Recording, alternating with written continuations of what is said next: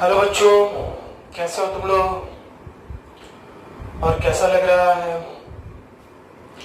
तो अभी हम लोग चल रहे हैं ग्राफिकल ट्रांसफॉर्मेशन पे, जिसका 2 क्लास कर चुके हैं और जिसमें हम लोग अभी तक पढ़ चुके हैं fx plus C, fx minus C, function of x minus C, function of x plus C, minus fx, f of minus x, mod fx, f of mod x and mod y is equal to fx।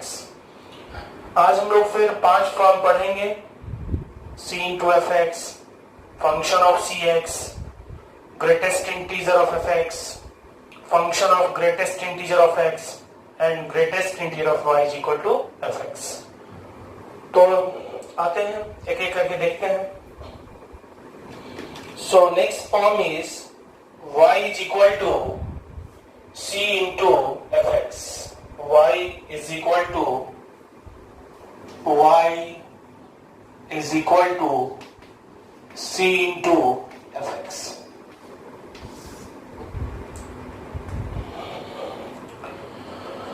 तो ये graph जो खींचेंगे हम, वो किसके graph से खींचेंगे? y is equal to F X के ग्राफ से। पहले ही हमने बता चुका है कि हर केस में जो ग्राफ हम खींचेंगे वो y is equal to F X के ही ग्राफ से खींचेंगे। हर बार y equal to F X के ग्राफ से उस ग्राफ को हम खींचते हैं। दोनों में डिफरेंस क्या है? पहले आउटपुट एफ एक्स था, अब आउटपुट कितना हो गया? c into F x. Output पहले एफ एक्स था और अब आउटपुट हो गया c इंटू एफ एक्स। मतलब पहले से आउटपुट बढ़ा या घटा ये हम नहीं कह सकते, वो डिपेंड करेगा c के वैल्यू पर। अब अगर c 1 से बड़ा रहेगा, c का वैल्यू अगर 1 से बड़ा होगा, उस केस में पॉजिटिव वाला बढ़ेगा, निगेटिव वाला घटेगा। उसके बावजूद भी एफ एक्स पर डिपेंड करेगा। अगर c 1 से बड़ा है, उस केस में भी आउटपुट क्या होगा, बढ़ेगा या घटेगा, ये एफ एक्स के साइन पर डिपेंड करेगा। अगर एफ एक्स पॉजिटिव है और c अगर 1 से बड़ा है तो वैल्यू बढ़ेगा। एफ एक्स पॉजिटिव है, c 1 से छोटा है तो वैल्यू घटेगा। एफ एक्स निगेटिव है और c 1 से बड़ा है तो घटेगा। और अगर एफ एक्स निगेटिव है और c 1 से छोटा है तो बढ़ेगा। मीन्स c के वैल्यू पर सिर्फ हम ये नहीं कह सकते हैं कि बढ़ेगा या घटेगा। हाँ, लेकिन ये जरूर कह सकते हैं c के वैल्यू पर कि अगर c 1 से बड़ा है तो उसका मैग्नीट्यूड बढ़ेगा, क्योंकि पॉजिटिव वाला बढ़ेगा, निगेटिव वाला घटेगा। पॉजिटिव वाला और बढ़ेगा, निगेटिव वाला और घटेगा। तो c का जो वैल्यू है वही डिसाइड करेगा कि ग्राफ का रूल क्या होगा ट्रांसफॉर्मेशन का। तो ये डिपेंड करेगा c के वैल्यू पर। किस पर डिपेंड कर रहा है? c के वैल्यू पर। c ग्रेटर देन 1 और दूसरा c लेस देन 1 है कि नहीं? अब अगर c 1 से बड़ा है, c का वैल्यू 1 से बड़ा है, तो क्या होगा? ग्राफ का रूल क्या होगा वो हमें देखना है। अगर c 1 से बड़ा है तो पॉजिटिव वाला बढ़ेगा, निगेटिव वाला घटेगा। कितना बढ़ेगा और घटेगा? c times. इसका मतलब यह हुआ कि c टाइम्स ग्राफ स्ट्रेच हो जाएगा, तना जाएगा। ग्राफ में तनाव आएगा, ग्राफ में स्ट्रेच आएगा। कितना टाइम्स? c times. तो यहां रूल क्या हो गया? Stretch the graph of y is equal to fx c times along किधर? y एक्सिस, क्योंकि आउटपुट में चेंज हो रहा है। और जब c 1 से छोटा होगा तो पॉजिटिव वाला घटेगा, निगेटिव वाला बढ़ेगा। तो ग्राफ क्या होगा? कंप्रेस होगा, श्रिंक हो जाएगा। Shrink the graph of y is equal to fx। लेकिन अब है कि कितना श्रिंक होगा, ये डिपेंड करता है। तो अगर c का वैल्यू 1/2 रहेगा तो 2 टाइम्स श्रिंक करेगा। c का वैल्यू अगर 1/2 रहेगा तो 2 टाइम्स ग्राफ श्रिंक करेगा। तो उस केस में 1/c times graph shrink the graph of y equal to fx 1/c times along y axis. यानी c के वैल्यू पर डिपेंड करेगा, ग्राफ स्ट्रेच करेगा या ग्राफ कंप्रेस करेगा या श्रिंक करेगा, वो सी के वैल्यू पर डिपेंड करेगा। अगर सी 1 से बड़ा है तो ग्राफ स्ट्रेच करेगा C times along the Y axis, क्योंकि आउटपुट में मल्टीप्लाई हो रहा है तो आउटपुट हो रहा है वाई एक्सिस के अलोंग। और अगर सी का वैल्यू 1 से छोटा है तो ग्राफ श्रिंक करेगा, कंप्रेस करेगा along Y axis by 1/c times. जैसे देखते हैं हम लोग example, y is equal to 2 sin x, y is equal to half sin x, दोनों का ग्राफ देखते हैं। दोनों के केस में fx क्या होगा, sin x ही, क्योंकि दोनों का दोनों ग्राफ sin x से रिलेटेड है कि नहीं? तो ये मान लो कि ये sin x का ग्राफ है, ये x एक्सिस अपना x एक्सिस, ये y बराबर 1, ये y इक्वल टू -1, ये अपना y एक्सिस, ये ओरिजिन। और इस तरह से हम अगर मान लेते हैं कि ये sin x का ग्राफ है, ये किसका ग्राफ है, sin x का, तो ये 0 है, पहले से लिख चुके हैं, ये पाई, ये कितना 2 पाई, ये माइनस पाई और ये माइनस कितना 2 पाई, है कि नहीं? अब एक और ले बना लेते हैं, क्योंकि रेंज बदल रहा है। 2 sin x का रेंज कितना होगा, sin x का रेंज है -1 से 1, तो 2 sin x का रेंज कितना होगा, -2 से 2। तो अब ये ग्राफ -2 से लेके 2 तक में जाएगा, तो ये हो गया y इज इक्वल टू -2 और ये y इक्वल टू कितना 2। दूसरा चीज, जहां जहां पर sin x 0 है, कहां पर 0 है, जहां x एक्सिस को कट कर रहा है, जहां जब sin x 0 होगा, जब sin x 0 होगा उस समय 2 sin x और हाफ sin x दोनों 0 होगा। मतलब जहां पर sin x का ग्राफ x एक्सिस को इंटरसेक्ट कर रहा है, वहीं से अभी भी 2 sin x और हाफ sin x का ग्राफ पास करेगा। लेकिन हो क्या रहा है, थोड़ा सा चेंज, कि जहां पर 1 है ग्राफ 2 टाइम्स स्ट्रेच हो रहा है, तो यहां पर 2 पर चला जाएगा, जहां 1 था वहां 2 पर चला गया, ठीक है। और जहां -1 है वहां आप किस पे आ गया, -2। वैसे ही है, -1 है तो -2 पे चला गया, -1 है तो ये 2 पे चला गया। तो ये जो रेड वाला ग्राफ है वो किसका ग्राफ हो गया, 2 sin x का। ये येलो वाला ग्राफ किसका ग्राफ है, sin x का। अब बचा हाफ sin x का। तो क्लियर है कि हाफ sin x का ग्राफ में रेंज भी बदल जाएगा, -1/2 से +1/2। तो एक लाइन ये हम एक्स्ट्रा खींच रहे हैं, हाफ लाइन। और ये आप लोग भी कलर चेंज करके बनाइएगा ताकि समझ में आए बाद में। ये हाफ का लाइन है और ये किसका है, -1/2 का। हाफ का लाइन और -1/2 का लाइन। अभी क्या होगा, तो जहां पर 1 वैल्यू था अब वहां पर क्या हो जाएगा, -1। देखिए -1 पे आ गया, 1 पे था -1 पे आ गया, फिर ये -1 था तो -1/2 पे आ गया, इधर भी वैसे ही ये -1/2 पे आ गया और यहां 1 था तो हाफ पे चला गया। तो इस तरह से ये ग्राफ किसका, हाफ sin x का।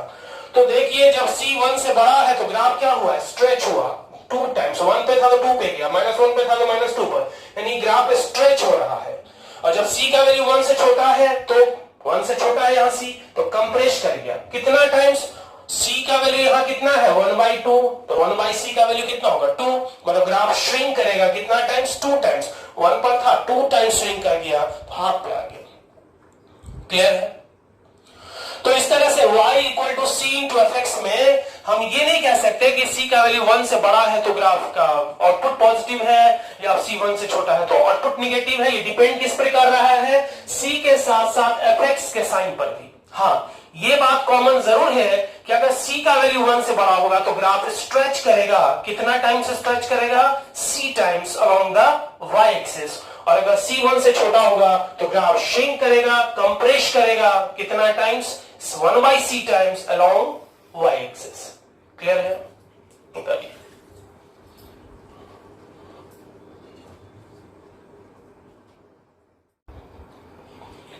अब नेक्स्ट फॉर्म है y is equal to function of cx, और ये ग्राफ हम लोग खींचेंगे किसके ग्राफ से, y is equal to fx के ग्राफ से।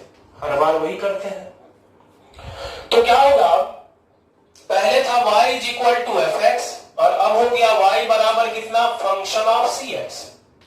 तो x बराबर 1 पर आउटपुट कितना था, f ऑफ 1। अब f ऑफ 1 आउटपुट कहां पर देगा, अब f ऑफ 1 आउटपुट कहां पर देगा, जब cx का वैल्यू 1 तो आउटपुट कितना होगा, f ऑफ 1। यानी जो आउटपुट पहले 1 पर था, सेम आउटपुट अब कहां पर हो रहा है, 1/c पर हो रहा है। जो आउटपुट पहले 1 पर था वही आउटपुट अब कहां पर हो रहा है, 1/c पर। तो 1/c 1 से बड़ा है या 1 से छोटा है, ये डिपेंड किस पर करेगा, c पर। तो c अगर 1 से बड़ा है, c अगर 1 से बड़ा है तो ये 1/c 1 से छोटा होगा। कितना टाइम्स छोटा होगा, c टाइम्स छोटा होगा, मतलब पहले हो जाएगा। कितना पहले, तो c टाइम्स पहले हो जाएगा। तो इसलिए यहां भी ये डिपेंड करेगा किस पर, c के वैल्यू पर, c 1 से बड़ा या c 1 से छोटा। फिर से पहले y बराबर fx था और y बराबर फंक्शन ऑफ cx हो गया। तो पहले x बराबर 1 पर आउटपुट कितना था, f(1). अब f(1) आउटपुट आने के लिए cx का वैल्यू 1, यानी x बराबर कितना, 1/c। यानी जो आउटपुट 1 पर आ रहा था वही आउटपुट अब कहां पर आएगा, 1/c पर। तो पहले आ रहा आएगा कि लेट से आएगा, तो ये डिपेंड करेगा कि ये बड़ा है या छोटा है। अगर ये बड़ा है तो लेट से आएगा, अगर ये छोटा है तो पहले आएगा। अब ये बड़ा 1 से है या 1 से छोटा है, तो c के वैल्यू पर डिपेंड करेगा। अब अगर c 1 से बड़ा है, c अगर 1 से बड़ा है तो ये 1 से छोटा होगा। कितना छोटा, c टाइम्स। और जितना छोटा होगा उतना पहले हो जाएगा, उतना पहले ही आ जाएगा। तो अगर c 1 से बड़ा है, c अगर 1 से बड़ा है तो 1/c छोटा होगा c टाइम्स 1 से, और c टाइम्स पहले वही ग्राफ आ जाएगा। इसका मतलब जो पहले वहां था वो c टाइम्स पहले आ जाएगा, मतलब ग्राफ क्या हो रहा है, श्रिंक हो रहा है। किसके लॉन्ग श्रिंक हो रहा है, एक्स एक्सिस के लॉन्ग। तो यहां पर क्या होगा, shrink c times along x axis. और यहां पर क्या होगा, जब c का वैल्यू 1 से छोटा होगा तो डिले हो क्या आएगा, कितना डिले, 1/c टाइम्स डिले।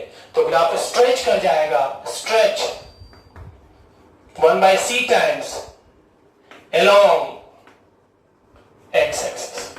तो दोनों में डिफरेंस क्या है, पहले वाला था c into fx, उसमें जब c 1 से बड़ा था तो स्ट्रेच था, यहां c 1 से बड़ा है तो श्रिंक है। वहां जब c y एक्सिस के लॉन्ग हो रहा था क्योंकि आउटपुट में c से मल्टीप्लाई था, यहां इनपुट वेरिएबल में, इसलिए input variable that is x axis के लॉन्ग श्रिंक या स्ट्रेच करेगा। जैसे देखते हैं एग्जांपल, तो ये अपना रूल हो गया, रूल तो समझ गए सब, ये रूल हो गया। अब एग्जांपल देखते हैं, y is equal to sin 2x and y is equal to sin half x। दोनों ग्राफ किसके ग्राफ से खिंचाएगा, sin x के ग्राफ से। तो ये रहा sin x का ग्राफ, ये ग्राफ रहा किसका, sin x का, ठीक है। ये x एक्सिस, ये 1, ये -1, ये ओरिजिन, ये y एक्सिस। तो पहले तो sin x का ग्राफ खींचना, ठीक है।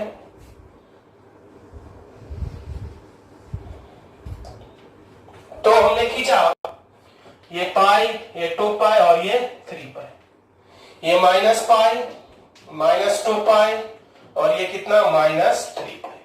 -3 पाई से 3 पाई तक में हमने ग्राफ खींचा है। अभी क्या होगा कि वैल्यू चेंज करेगा, जब c 1 से बड़ा होगा तो 2 टाइम्स श्रिंक करेगा, मतलब जो आउटपुट पहले π/2 पर था कहां पर आ जाएगा, π/4 पर। पाई में ये पहला पॉजिटिव पार्ट पाई में है, तो अब ये पॉजिटिव पार्ट कितना में आ जाएगा, π/2 में ही आ जाएगा।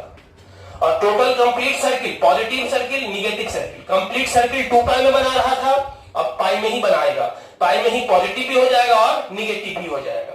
तो कैसे, तो ऐसे,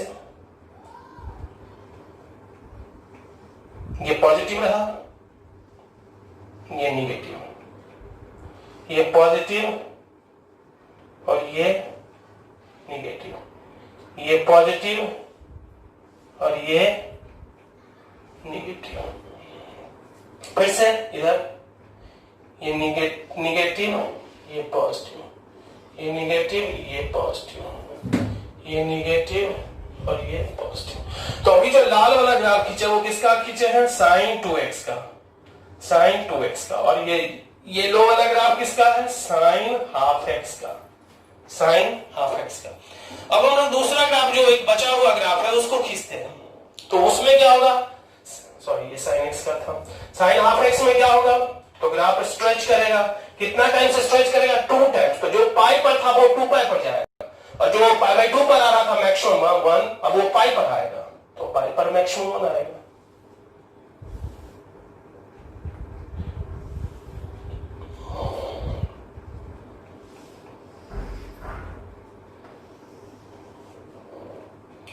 और इस तरह से ये ग्राफ हो गया किसका, साइन हाफ एक्स का। मतलब अगर c फंक्शन ऑफ cx में c अगर 1 से बड़ा है तो ग्राफ स्ट्रेच करेगा x एक्सिस के लॉन्ग c टाइम्स, c अगर 1 से छोटा होगा तो ग्राफ कंप्रेस करेगा, दैट इज श्रिंक करेगा 1/c times along x axis, 1/c times along क्या, x एक्सिस। तो ये अपना ग्राफ का इस फॉर्म का ये रोल रहा है कि नहीं, क्लियर है, ये अपना इसका रूल सी पर डिपेंड करेगा। इससे पहले भी यानी इनपुट या आउटपुट किसी में भी अगर मल्टीप्लाई हो तो डिपेंड किस पर करेगा, सी पर। हाँ, आउटपुट में मल्टीप्लाई था जब सी इंटू एफ एक्स था, C1 से बड़ा स्ट्रेच, यहां श्रिंक, वहां C1 से छोटा श्रिंक, यहां स्ट्रेच, वहां y एक्सिस के लॉन्ग और यहां x एक्सिस के लॉन्ग, क्लियर है।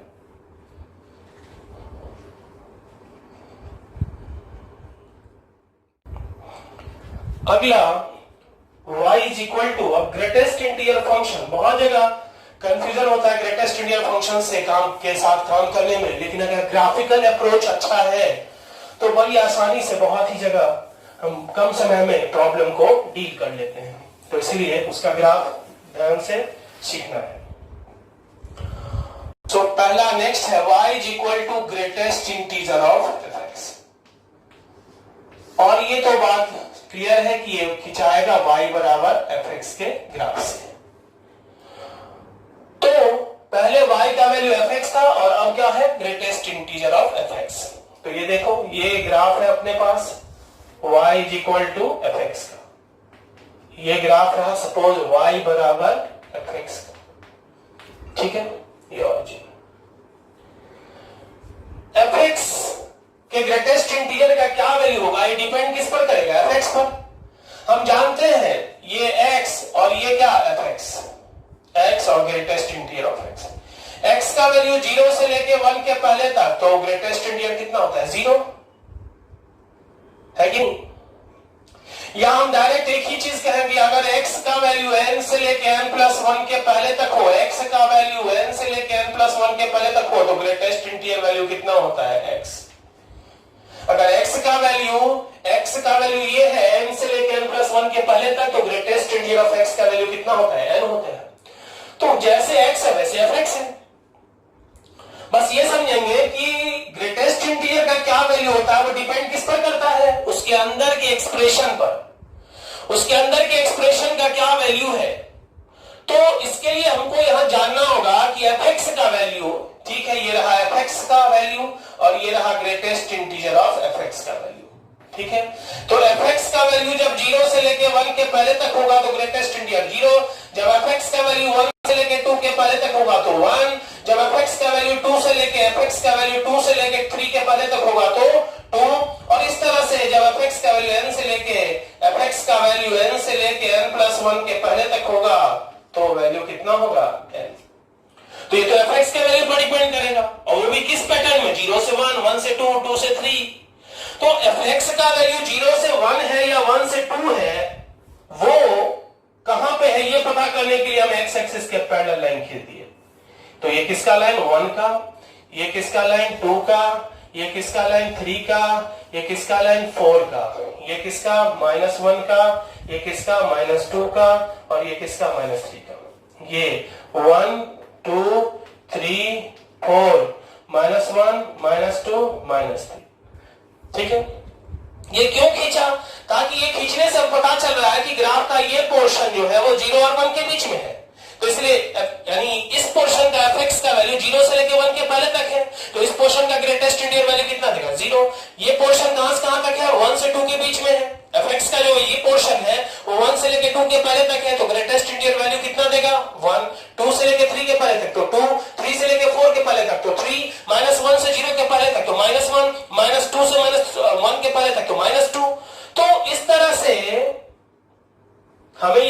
जरूरी था कि fx का जो ग्राफ, fx का जो वैल्यू है वो किस दो कॉन्स्टिट्यूटिव इंटीजर्स के बीच में है, ये पता लगाना जरूरी था, और उसी के बेस पर हम ग्रेटेस्ट इंटीजर ऑफ fx का वैल्यू निकाल सकते थे। इसलिए हमने x एक्सिस के पैरेलल लाइन खींचा हर एक इंटीग्रल वैल्यूज के लिए। तो रूल में अगर हम देखें तो फर्स्ट पॉइंट क्या हो गया अपना, रूल अगर देखा जाए, रूल अगर यहां लिखे तो पहला पॉइंट क्या हो गया, draw lines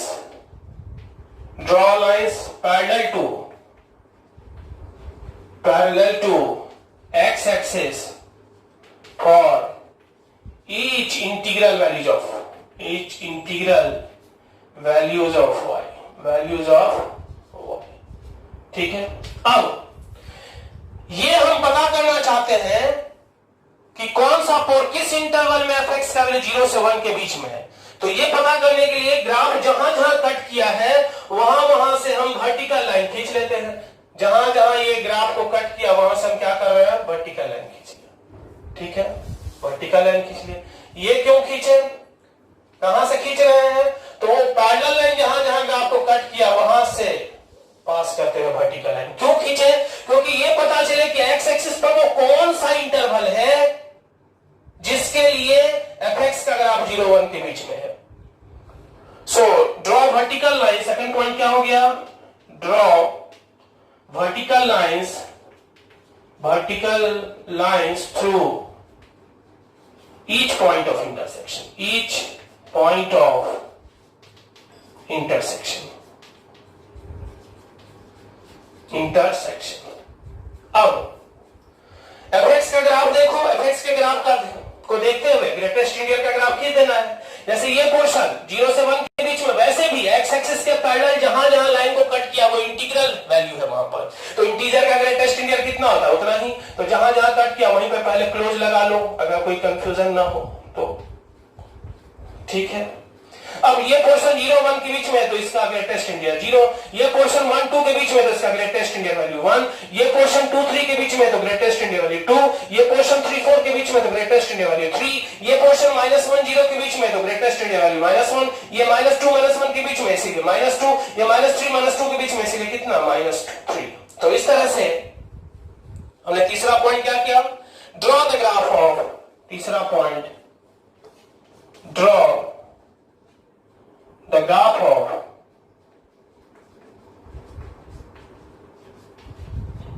greatest integer of fx in each interval of x, in each interval of x, x के हर एक इंटरवल में ग्रेटेस्ट इंटीजर ऑफ fx का वैल्यू पुट कर दिया। क्लियर है, उतारा जाए इसको।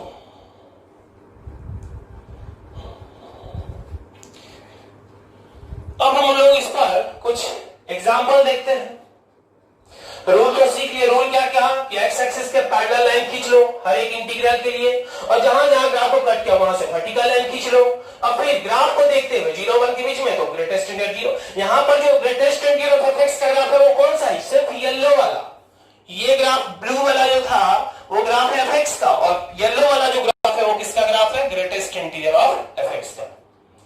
तो पहला पॉइंट एक्स एक्सिस के पैरेलल लाइन खींच लेंगे, जहां जहां ग्राफ को कट किया वहां से वर्टिकल लाइन खींच लेंगे। अब हर एक इंटरवल में एफ के ग्राफ को देखते हुए ग्रेटेस्ट इंटीजर ऑफ एफ का ग्राफ खींच देना है। जैसे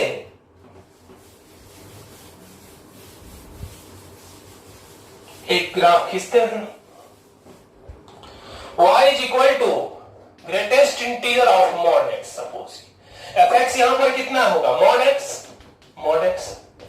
तो मॉड x का ग्राफ तो सबको आता है, हाँ खींच दिए। अब क्या रूल कहता था, तो रूल क्या होता है, एक्स एक्सिस के पैरेलल लाइन खींचना है, और जहां जहां ग्राफ कट किया वहां से क्या करना है, वर्टिकल लाइन खींच देना। खींच दिया। अब हर एक इंटरवल वैल्यू पुट कर दो।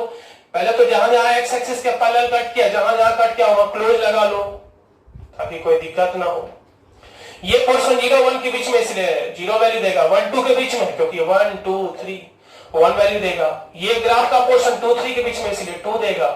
ये 0 1 के बीच में इसलिए 0 देगा। ये 1 2 के बीच में इसलिए 1 पर आएगा। ये 2 3 के बीच में इसलिए 2 पर आएगा।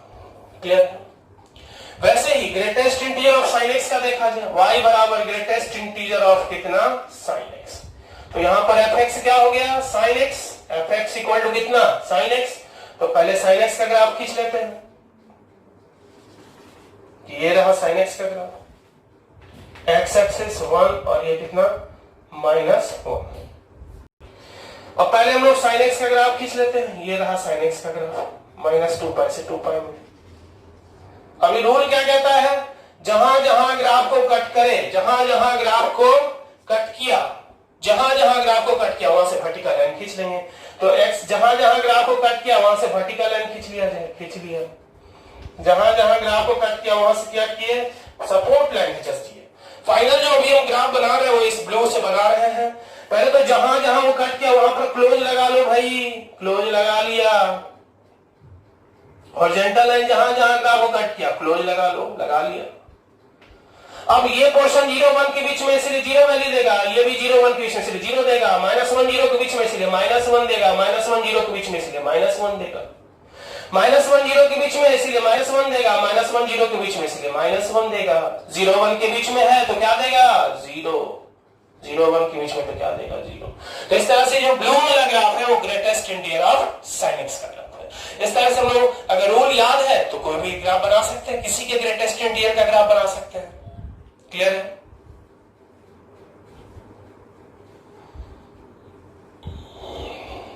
तारा जी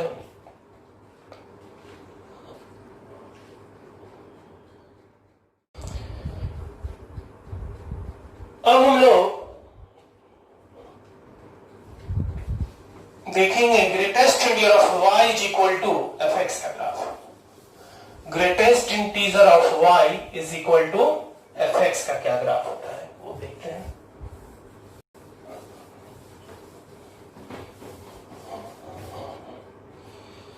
greatest integer of y is equal to कितना, एफ एक्स। तो ये भी ग्राफ खिंचाएगा किसके ग्राफ से, पहला पॉइंट तो ये क्लियर हो गया, y बराबर एफ एक्स के ग्राफ से, मतलब y बराबर एफ एक्स अपने को पता है, ये रहा y बराबर कितना, एफ एक्स। ठीक है। अब चूंकि ग्रेटेस्ट इंटीजर लगा हुआ है तो इसका वैल्यू हमेशा क्या होगा, इंटीजर ही होगा, है कि नहीं, इंटीजर। तो एफ एक्स भी क्या होना चाहिए, इंटीजर। यानी ये ग्राफ तभी एग्जिस्ट करेगा जब एफ एक्स क्या होगा, इंटीजर। और एफ एक्स इंटीजर कहां कहां पर है, इसके लिए हम इंटीग्रल का लाइन खींचना तो पड़ेगा ना भाई। ये जैसे 1 2 3 का लाइन खींचे तो जहां जहां कट कर रहा है पता चल रहा है कि कहां पर वैल्यू इंटीजर है। हाँ, ये -2 -1 1 2 3 4, जहां जहां ग्राफ को कट किया है वहां वहां पर वैल्यू क्या है, इंटीजर है। यहां पर वैल्यू एक इंटीजर है, यहां पर वैल्यू इंटीजर है, यहां पर इंटीजर है, यहां पर इंटीजर। जहां जहां ग्राफ को कट किया वहां पर वैल्यू क्या है, इंटीजर है। अब तो ग्रेटेस्ट इंटीजर ऑफ y, यहां पर वैल्यू कितना है, y का वैल्यू कितना है, 0, यानी एफ एक्स का वैल्यू कितना है, 0। और एफ एक्स अगर 0 है तो ग्रेटेस्ट इंटीजर ऑफ y कितना होगा, 0। अगर ग्रेटेस्ट इंटीजर ऑफ y 0 है, ग्रेटेस्ट इंटीजर ऑफ y 0 है, इस पॉइंट पर ग्रेटेस्ट इंटीजर ऑफ y क्या है, 0। तो y का वैल्यू क्या होगा, 0 से लेके 1 के पहले तक। इस पॉइंट पर y का वैल्यू 1 है, तो y का वैल्यू 1 मतलब एफ एक्स का वैल्यू 1, एफ एक्स 1 मतलब ग्रेटेस्ट इंटीजर ऑफ y 1, और ग्रेटेस्ट इंटीजर ऑफ y अगर 1 है तो y का वैल्यू 1 से 2 होगा, 2 से लेके 3 होगा, 3 से लेके 4 के पहले, -1 है तो -1 से लेके 0 के पहले, और -2 से लेके -1 के पहले। तो ये कहने कि इसका दूसरा नाम भी है ग्राफ ऑफ कैंडल। इसी का दूसरा नाम क्या है, ग्राफ ऑफ कैंडल। क्यों कैंडल, क्यों, क्योंकि कैंडल के जैसा दिख रहा है, नीचे में जलता बेस यानी क्लोज्ड, ऊपर में जलता हुआ ओपन। तो रूल क्या हो गया, रूल यही है कि एक्स एक्सिस के पैरेलल लाइन खींचेंगे। क्यों, क्योंकि हमें इंटीग्रल पॉइंट पता करना होगा। क्यों, क्योंकि ग्रेटेस्ट इंटीजर ऑफ y लगा हुआ है, जिसका वैल्यू इंटीजर है तो एफ एक्स भी इंटीजर ही होना चाहिए। ये फॉर्म तभी एग्जिस्ट करेगा जब एफ एक्स का वैल्यू इंटीजर होगा। तो एफ एक्स कहां पर इंटीजर है ये पता करने के लिए हमको एक्स एक्सिस के पैरेलल लाइन खींचना होगा। तो सबसे पहला रूल में पहला पॉइंट क्या हो गया, draw lines parallel to x axis for each integral values of y। ठीक है, पहला। दूसरा, अभी जहां जहां ग्राफ को कट किया हर एक इंटरसेक्शन पॉइंट पर कैंडल खड़ा कर देना है 1 यूनिट का। कैंडल बोले तो नीचे में क्लोज, ऊपर में ओपन। तो सेकेंड पॉइंट क्या हो गया? Stand a candle of unit length at each point of intersection,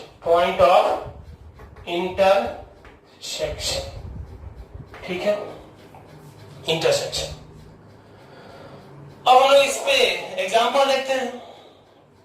तो क्या करना है? fx का ग्राफ खींच देना है, x एक्सिस के पैरेलल लाइन खींचेंगे, जहां जहां ग्राफ को कट करेगा वहां पर 1 यूनिट का एक कैंडल खड़ा करेंगे। कैंडल खड़ा करने का मतलब नीचे में क्लोज और ऊपर में ओपन। ठीक है, अब इसके मदद से हम लोग ग्राफ इसका खींचते हैं। किसका ग्राफ? सो फर्स्ट है greatest integer of y is equal to x। यहां fx बराबर कितना हो गया? x। तो पहले तो fx का ग्राफ यानी y इक्वल टू x का ग्राफ खींचते हैं। ये रहा y इक्वल टू x यानी fx।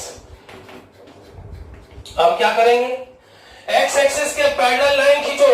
x एक्सिस के पैरेलल लाइन खींच दिया, जहां जहां ग्राफ को कट किया x एक्सिस के पैरेलल लाइन खींच दिया, -1 -2 1 2 3। जहां जहां ग्राफ को कट किया वहां पर 1 यूनिट का एक कैंडल खड़ा करना है। कैंडल बोले तो नीचे में क्लोज, ऊपर में ओपन, नीचे क्लोज, ऊपर ओपन, नीचे में क्लोज, ऊपर में ओपन, क्लोज, ऊपर में ओपन, नीचे में क्लोज, ऊपर में ओपन, नीचे में क्लोज और ऊपर में ओपन। जहां जहां x एक्सिस के पैरेलल लाइन खींचेंगे और जहां जहां ग्राफ को कट करेगा हर एक ग्राफ को इंटरसेक्शन पॉइंट पर 1 यूनिट का एक कैंडल खड़ा करेंगे। कैंडल बोले तो नीचे में क्लोज और ऊपर में ओपन। ठीक है, दूसरा देखते हैं। Greatest integer of y is equal to sine x ले लो। तो यहां fx बराबर कितना है भाई? साइन x है कि नहीं? ठीक है, तो पहले तो fx का ग्राफ खींचते हैं।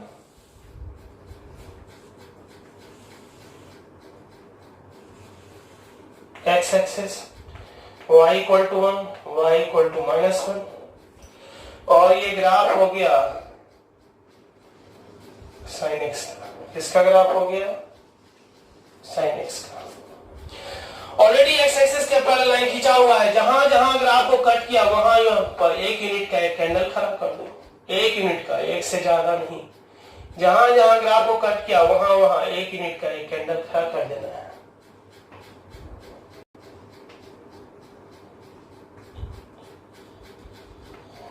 तो ये ग्राफ हो गया किसका? Greatest integer of y is equal to sine x। ठीक है, करो।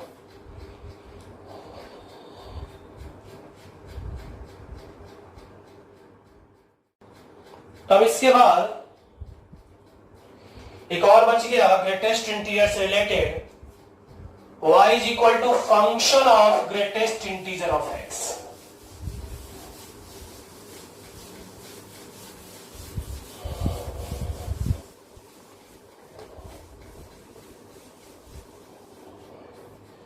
y is equal to function of greatest integer of x। हाँ, किसी को अगर दिक्कत हो तो कमेंट में लिख के आप पूछ सकते हैं doubts.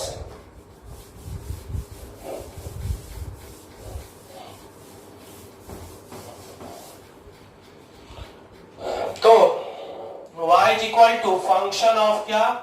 Greatest integer of x। और ये भी ग्राफ हम खींचेंगे किसके ग्राफ से? y इक्वल टू fx के ग्राफ से। मतलब y इक्वल टू fx अपने पास पहले से है।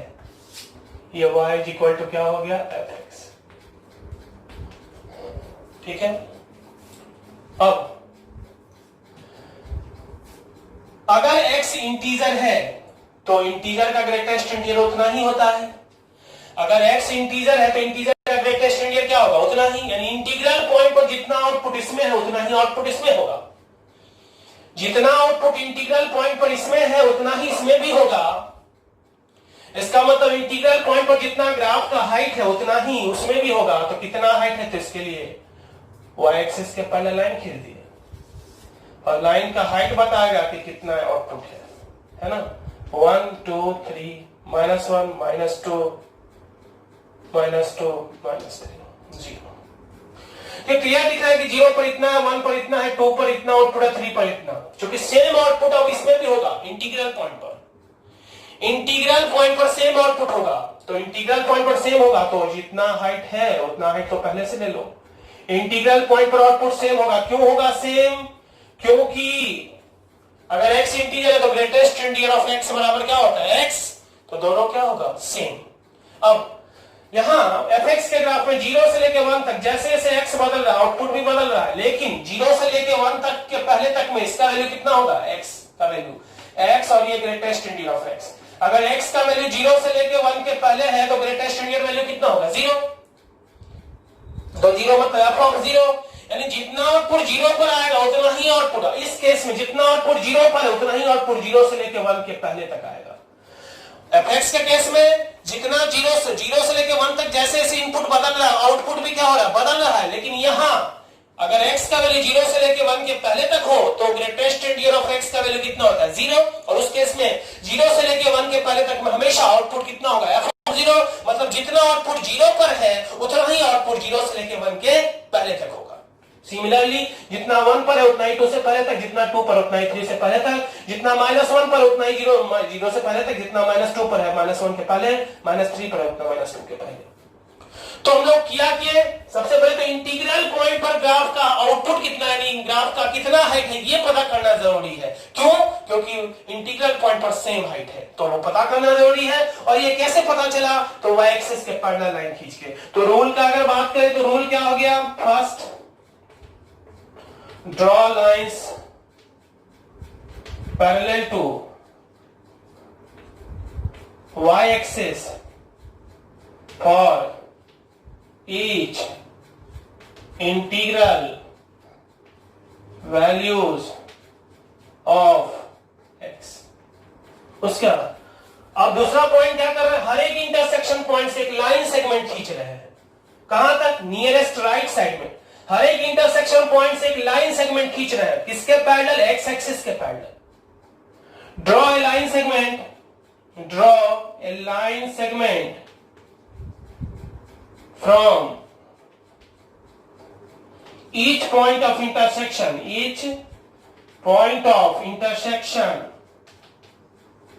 From each point of intersection, हर एक इंटरसेक्शन पॉइंट से, to the nearest right side vertical line, to the nearest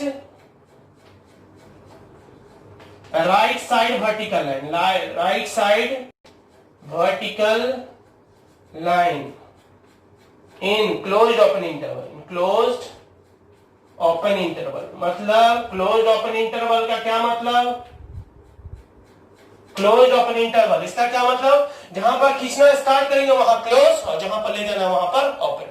finally क्या करना है, रूल तो जो आया वो देखने किए, आया किस तरह से, तो हम लोग किए क्या कि सबसे पहले तो वाई एक्सिस के पैरेलल लाइन खींचे, जहां जहां ग्राफ को कट किया वहां पर वो पॉइंट फाइंड कर लिए, वहां से लेके नियरेस्ट राइट साइड में जो वर्टिकल लाइन है वहां तक हमने क्लोज ओपन में एक लाइन सेगमेंट खींचा, किसके पैरेलल, एक्स एक्सिस के। ठीक है,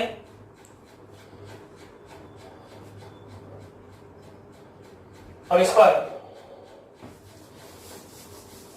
देखते हैं हम लोग ग्राफ को। y is equal to sine greatest integer of x। F x यहां पर कितना है, sine x, f x equal to sine x, तो function of greatest integer of x बराबर कितना होगा, sine greatest integer of x, है कि नहीं। तो पहले तो एफ एक्स का ग्राफ,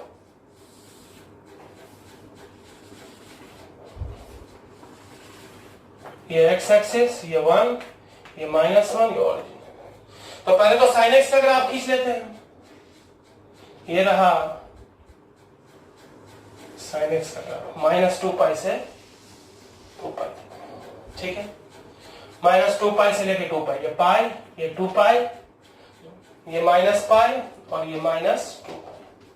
अब क्या करना है, 1 पर खींचना है, तो ये है 1.57, कितना है ये 1.57 π/2 1.57, लेकिन हमको 1 ही पर खींचना है, तो ये रहा 1 पर, खींचना कहां पर है 1 पर, तो ये रहा 1, और ये फिर 2, और ये फिर 3, ये फिर 4, ये 5, ये 6, -1 -2 -3 -4 -5 -6। ग्राफ को पता चल गया। अब क्या करना है, हर एक इंटरसेक्शन पॉइंट से नियरेस्ट राइट साइड में वर्टिकल है वहां तक ले जाना है।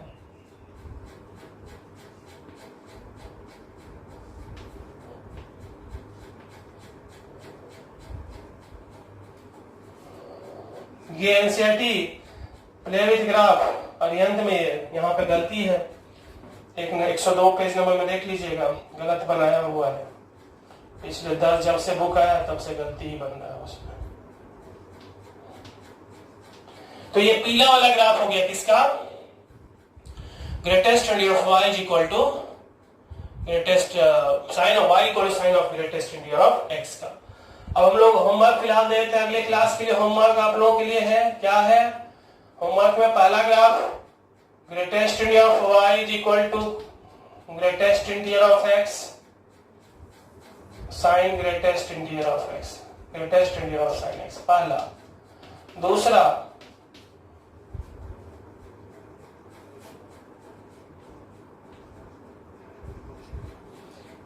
y is equal to greatest integer of 2 sin x, greatest integer of y is equal to greatest integer of 2 sin x। ये होमवर्क है, अगले क्लास में फिर हम लोग इसको डिस्कस करेंगे, ठीक है, कोई दिक्कत है?